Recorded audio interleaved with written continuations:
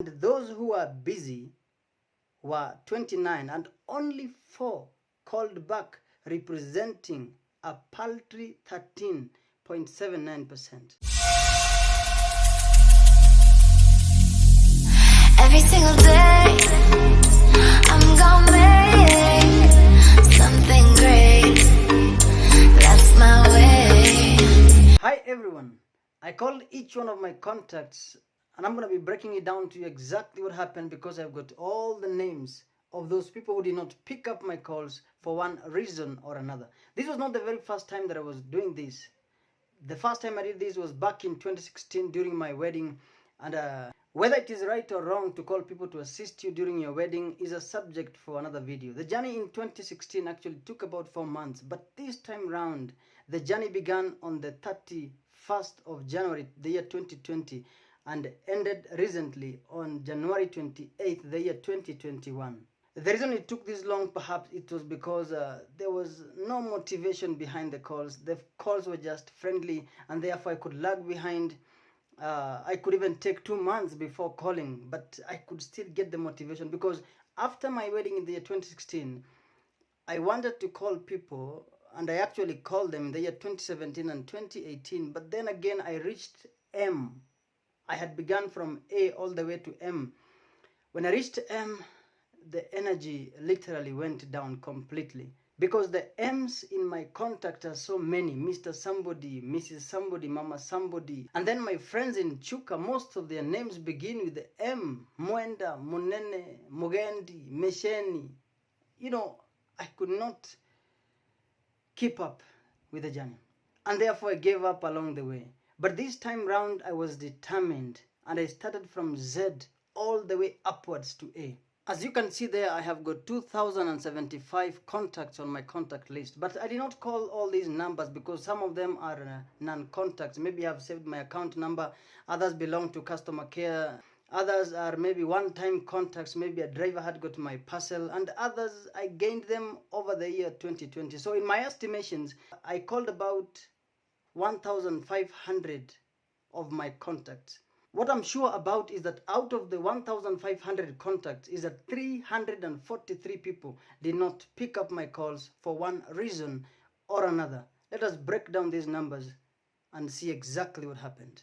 As a self-proclaimed statistician, I've broken down the numbers right here, and as you can see there, 170 people did not pick up my call when I called them.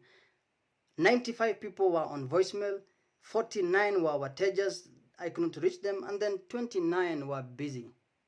Now, that is not the issue. The issue is what happened when they got my missed call. What happened when they got the message that I had tried to call them? What happened when they got my call and then they slaughtered my call because they were busy in a meeting somewhere? Or some of them picked up my call and then said that, please, I'm in a meeting somewhere, please, I'll call you back later.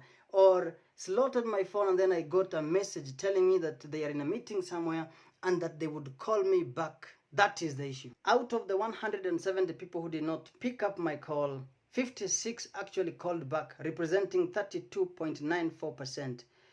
Out of the 95 people who were on voicemail, 15 actually called back, representing 15.79%. And those who were busy were 29, and only 4 called back, representing a paltry 13.79%. To say that I was shocked by these numbers is actually an understatement, because I was perplexed, mesmerized, and indeed flabbergasted.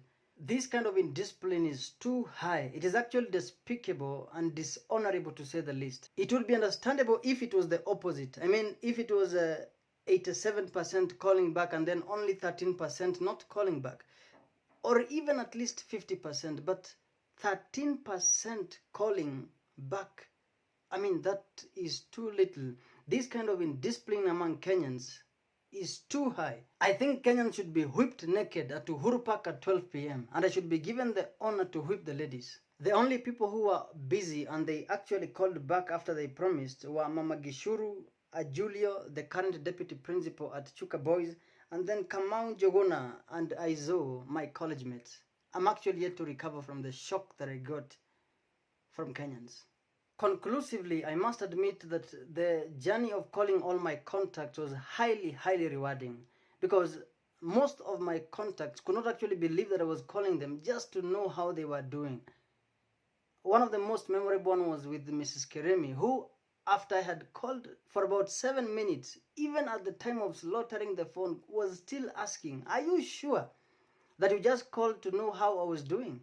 She was still in disbelief. I think Kenyans are so much used to calling people when they are in need, when there is a sickness somewhere, when they have got a wedding somewhere, when they have got some problems that they need others to solve for them. It is time that we became disciplined as a country, that we call others just to know how they're doing.